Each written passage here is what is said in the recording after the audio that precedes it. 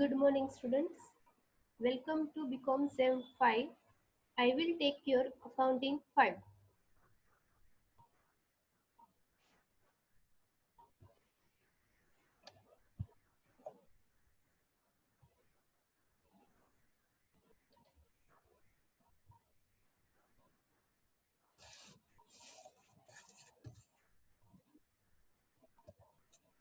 First જોઈએ syllabus કયો છે, ચેપ્ટર્સ કયા છે. Accounting 5. I will take your accounting 5. First છે accounting for investment unit first, કે જેમાં આવે છે LIFO method, last in first out, first in first out, as per Indian accounting standard 13. Indian accounting standard 13 મુજબ LIFO અને FIFO મેથડે ઇન્વેસ્ટમેન્ટના સમ આવે છે.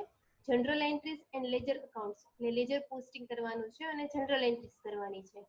First unit છે LIFO FIFO, તમે ફર્સ્ટ સેમમાં ભણીને આવ્યા છો. સેમ એવી રીતે છે, થોડો ઘણો ચેન્જીસ છે કે જેના માર્ક્સ છે 20 marks. Second unit conversion of single entry into double entry, કેવી રીતે સિંગલ એન્ટ્રીને તમે ડબલ એન્ટ્રીમાં કન્વર્ટ કરો છો. Form of single entry system, method of ascertain profit or loss, કેવી રીતે અસર્ટેનિંગ પ્રોફિટ અને લોસ હોય છે. સિંગલ એન્ટ્રી સિસ્ટમે અલગ અલગ એકાઉન્ટ્સ બનાવવાના હોય છે કે જે પ્રેક્ટિકલ ક્વેશ્ચન પૂછાય છે 20 માર્ક્સ. થર્ડ છે ઓપરેટિંગ કોસ્ટિંગ, કે જેમાં આવે છે hotel, hospital, theatre. Unit of operating costing, production, કોઈ પણ પ્રોડક્ટનું તમે પ્રોડક્શન કરો છો તો એ પ્રોડક્ટ તૈયાર થાય છે, પણ અમુક હોસ્પિટલ છે, હોટેલ છે, થિયેટર છે કે જે તમને પ્રોડક્ટ પ્રોવાઈડ નથી કરતા, પણ શું આપે છે, સર્વિસ આપે છે, કે જેને તમે શું કહો છો, ઓપરેટિંગ કોસ્ટિંગ તરીકે ઓળખવામાં આવે છે. ઓપરેટિંગ કોસ્ટિંગ તમારે સેમ 4 માં અકાઉન્ટિંગમાં આવતું હતું, ટ્રાન્સપોર્ટેશનના સમ આવતા હતા, કેટલા ટ્રક કેટલા ટન લઈ જાય છે. સેમ એવી રીતે જ છે, જે વસ્તુ નથી પ્રોવાઈડ કરતા પણ શું આપે છે, તમને સર્વિસ પ્રોવાઈડ કરે છે, કે જેને ઓપરેટિંગ કોસ્ટિંગ તરીકે કન્સિડર કરવામાં આવે છે. એના પ્રેક્ટિકલ સમ પૂછાય છે હોટેલ, હોસ્પિટલ અને થિયેટર ત્રણેયના થઈને 15 માર્ક્સમાં. અને યુનિટ 4 છે પ્રોસેસ કોસ્ટિંગ. પ્રોસેસ કોસ્ટિંગમાં આવે છે તમારે inter process profit, 3 column process costing practical question, એના પણ 15 માર્ક્સ છે. પ્રોસેસ કોસ્ટિંગ તમારે સેમ 4 માં કોસ્ટ એકાઉન્ટમાં આવતું હતું, પણ સેમ એ રીતે નથી આવતું, થોડા ઘણા ચેન્જીસ છે. એમાં એબનોર્મલ લોસ અને એબનોર્મલ ગેઇન ફાઇન્ડ કરવાનું આવતું હતું, આમાં એબનોર્મલ લોસ અને એબનોર્મલ ગેઇન ફાઇન્ડ કરવાનું આવશે નહીં. ફર્સ્ટ વી start process costing, chapter number 4, કે જે ઈઝી છે. એનું ઇન્ટ્રોડક્શન જોઈએ. પ્રોસેસ કોસ્ટિંગ કોને કહેવાય? while transferring the output of one process to another process, કોઈ પણ એક આઉટપુટ હોય કે જેને એક પ્રોસેસમાંથી બીજી પ્રોસેસમાં, એક પ્રક્રિયામાંથી બીજી પ્રક્રિયામાં પાસ કરવામાં આવે છે, ત્યારે એના ઉપર પ્રોફિટેબિલિટી કેટલો છે, તમારી પાસે એનો સ્ટોક કેટલો છે, કે જેને પ્રોસેસ કોસ્ટિંગ કહેવામાં આવે છે. પ્રોસેસનો મિનિંગ શું થાય? કોઈ પણ એક પ્રોડક્ટ હોય તો એ અલગ અલગ પ્રક્રિયામાંથી પાસ થાય છે. ડાયરેક્ટ તમને ફિનિશ ગુડ્સ, તૈયાર ગુડ્સ મળતો નથી. ફર્સ્ટ રો મટીરિયલ હોય, પછી એને કન્વર્ટ કરવામાં આવે છે એક્સપેન્સ, પછી તે બીજી પ્રોસેસમાં, ત્રીજી પ્રોસેસમાં, ને છેલ્લે તમે જુઓ છો ત્યારે તમને ફિનિશ સ્ટોક, આખે પૂરેપૂરી પ્રોડક્ટ તૈયાર થઈ જાય છે, કે જેને ફિનિશ સ્ટોક કહેવામાં આવે છે. જ્યારે ફર્સ્ટ પ્રોસેસમાં હોય છે ત્યારે તમારી પાસે ક્લોઝિંગ સ્ટોક કેટલો હતો, ત્યારે એના ઉપર ક્લોઝિંગ સ્ટોક ઉપર તમે પ્રોસેસ કેટલો પ્રોફિટ કાઉન્ટ કર્યો છે. અલગ અલગ પ્રોસેસમાંથી એક પ્રોડક્ટ છે કે અલગ પ્રોસેસમાંથી પાસ થાય છે, પ્રક્રિયામાંથી પાસ થાય છે, કે જેને પ્રોસેસ કોસ્ટિંગ તરીકે ઓળખવામાં આવે છે. while transferring the output of one process to another process, the question of any profit in stock is arise. જે સ્ટોક છે એના ઉપર તમે કેટલો પ્રોફિટ કાઉન્ટ કરો છો, કે જે પેલો ક્વેશ્ચન એમાં પ્રોસેસ કોસ્ટિંગમાં ઊભો થાય છે. the output of one process is another process at price higher than cost. જે તમારી પડતર કિંમત આવી છે, કોસ્ટ એટલે પડતર કિંમત, એના ઉપર તમે કેટલા ટકા પર્સન્ટેજ પ્રોફિટ આપો છો. પ્રોફિટેબિલિટીની પર્સન્ટેજ જે કંપની દ્વારા ફિક્સ કરેલા હોય છે. Note inter process profit method is use. શું છે? Only inter process profit method જ તે યુઝ થાય છે.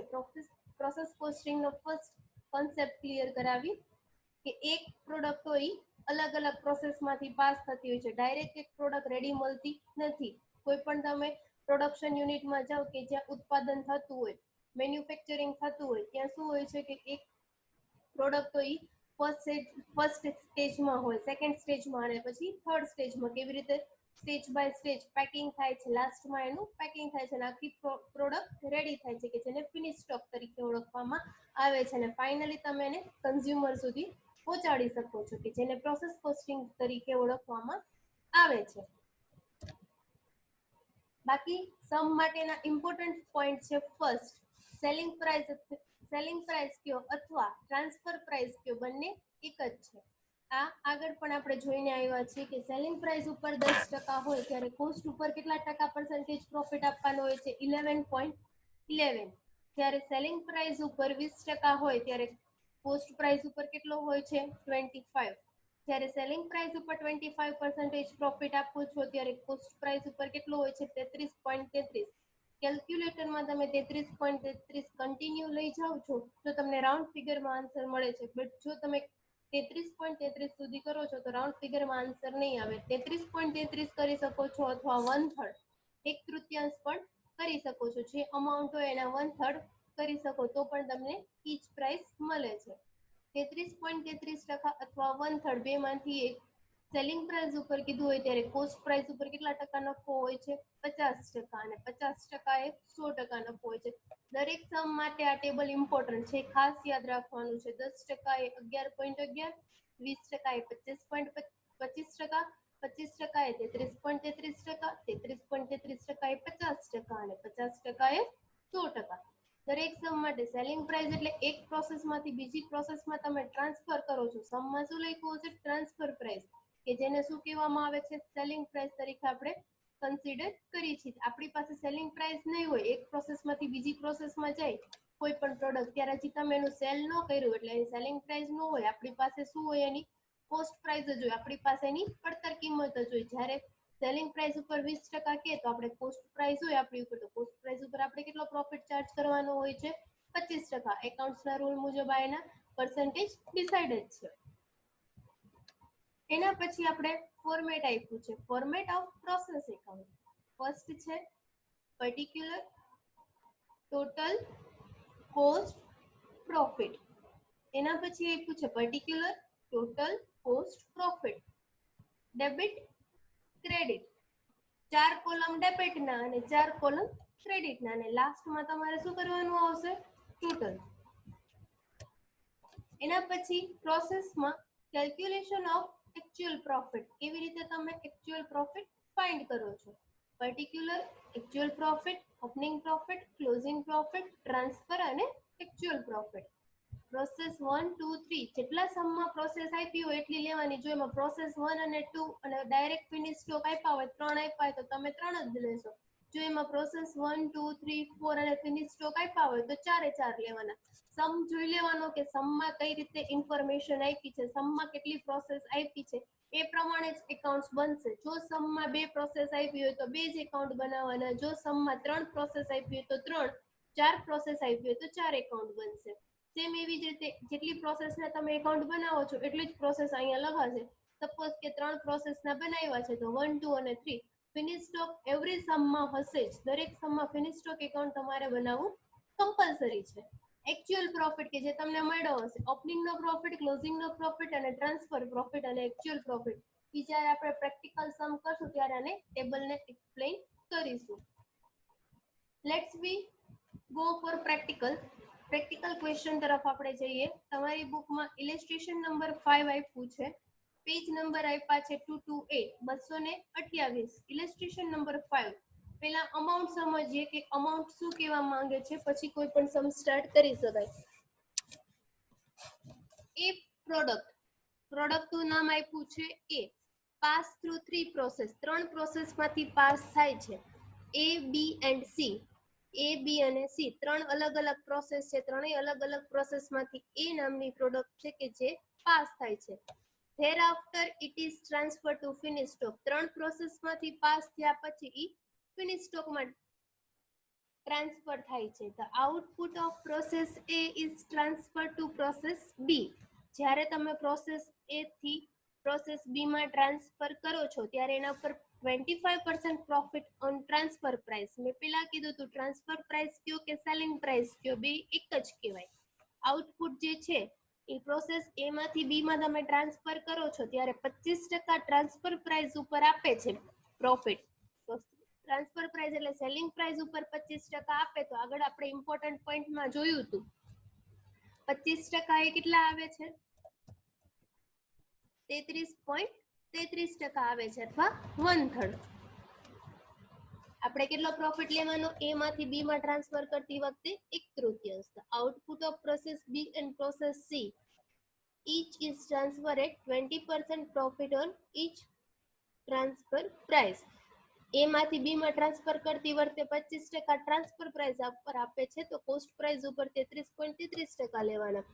Output of process B and C B માંથી સી માં અને સી માંથી ફિનિશ સ્ટોકમાં ટ્રાન્સફર કરે છે ત્યારે શું કહે છે? Is transfer at 20% profit on each transfer price.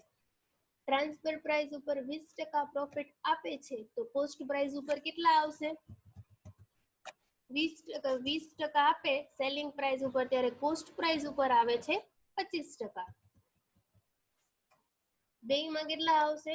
25%. બી માંથી સી માં અને સી માંથી ફિનિશ સ્ટોકમાં ત્યારે બંનેમાં કેટલા આવશે? 25%. અને એ માંથી બી માં ટ્રાન્સફર કરે છે ત્યારે આમાં 25% કીધું છે તો આપણે પહેલા જોયું 33.33%. Following information is received in respect of the year ended on 31st March 2018. 2018 ની માર્ચ 31 ની ઇન્ફોર્મેશન આપણને આપી છે. શું આપી છે જોઈએ. પર્ટિક્યુલર પ્રોસેસ એ, પ્રોસેસ બી, પ્રોસેસ સી અને ફિનિશ સ્ટોક. સમમાં પહેલા જોઈ લેવાનું કે કેટલી પ્રોસેસ અને કેટલું ફિનિશ સ્ટોક આપ્યા છે. ટોટલ કેટલી પ્રોસેસ આપી છે. જેટલી પ્રોસેસ આપી હોય એટલા એકાઉન્ટ અને પ્લસ ફિનિશ સ્ટોક નું એકાઉન્ટ. ફર્સ્ટ આપ્યું છે opening stock, direct material, direct labour. Opening stock જોતા જાઓ. પ્રોસેસ એ માં 10,000, પ્રોસેસ બી માં 12,000, પ્રોસેસ સી માં 8,000 અને ફિનિશ સ્ટોકમાં 30,000. ડાયરેક્ટ મટીરિયલ 20,000, 21,000 અને 30,000. ડાયરેક્ટ લેબર 15,000, 15,000 અને 16,000. ફેક્ટરી ઓવરહેડ 14,000, 6,000 અને 40,000. ક્લોઝિંગ સ્ટોક 5,000, 6,000 અને 4,000. ઇન્ટર પ્રોસેસ પ્રોફિટ ક્યારેય ફર્સ્ટ પ્રોસેસમાં હશે નહીં, નેવર.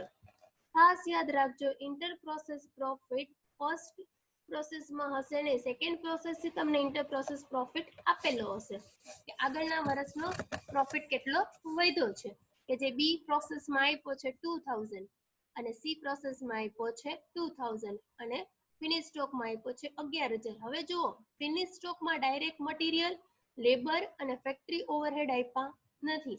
કેમ નથી આપ્યા સમજીએ. ડાયરેક્ટ મટીરિયલ કેમ કે ફિનિશ સ્ટોક છે, રેડી થઈ ગઈ છે ટોટલી પ્રોડક્ટ એટલે એમાં તમારી પાસે હવે ડાયરેક્ટ મટીરિયલ, રો મટીરિયલ હોય નહીં, કાચો માલ. કોઈ પણ લેબરર્સ નું હોય, આખી પ્રોડક્ટ રેડી થઈ ગઈ છે એટલે એને કોઈ વેજીસ પણ ચૂકવવાનું હોતું નથી. સેમ એવી જ રીતે ફિનિશ સ્ટોક છે, આખો સ્ટોક રેડી થઈ ગયો છે તો ફેક્ટરી ઓવરહેડ પણ અવેલેબલ હોતો નથી. એટલા માટે થઈને ત્રણ વસ્તુ ક્યારેય ફિનિશ સ્ટોકમાં તમારી પાસે હશે નહીં અને પ્રોસેસ 1 નો ઓપનિંગ સ્ટોક હશે નહીં. બાકી બધી ઇન્ફોર્મેશન આપેલી હશે. Stock in process are valued at prime cost. Stock છે કે જેને પ્રાઇમ કોસ્ટ તરીકે તમારે પ્રાથમિક પડતર કિંમત તરીકે કન્સિડર કરવાનો છે.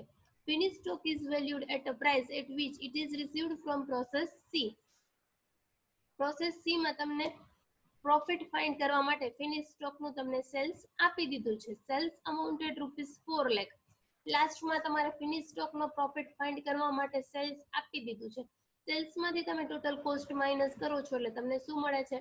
Profit. You have to prepare. શું પ્રિપેર કરવાનું છે? Process account, finish stock account અને એક્ચ્યુઅલ પ્રોફિટ. પ્રોસેસ એકાઉન્ટ કેટલા મેં પહેલા કીધું હતું સમમાં જેટલા આપ્યા હોય બધે બધા બનાવવાના. એટલે ફર્સ્ટ આવશે પ્રોસેસ એ એકાઉન્ટ, પ્રોસેસ બી એકાઉન્ટ અને પ્રોસેસ સી એકાઉન્ટ અને ફિનિશ સ્ટોક એકાઉન્ટ. એટલે ફિનિશ સ્ટોક કીધું છે અને એક્ચ્યુઅલ રિયલાઇઝેશન પ્રોફિટ પાછળ જે આપણે ટેબલ બનાવ્યું હતું એ. Always right debit credit both side of the process account. બંને બાજુ ડેબિટ અને ક્રેડિટ લખવું કમ્પલસરી છે અને working note is a part of answer at the time of the calculation of stock. Closing stock ગણતરી કરતી વખતે વર્કિંગ નોટ છે કે જે તમારા એક ભાગ બને છે આન્સરનો. નેક્સ્ટ આપણે જોઈએ આન્સર માટે.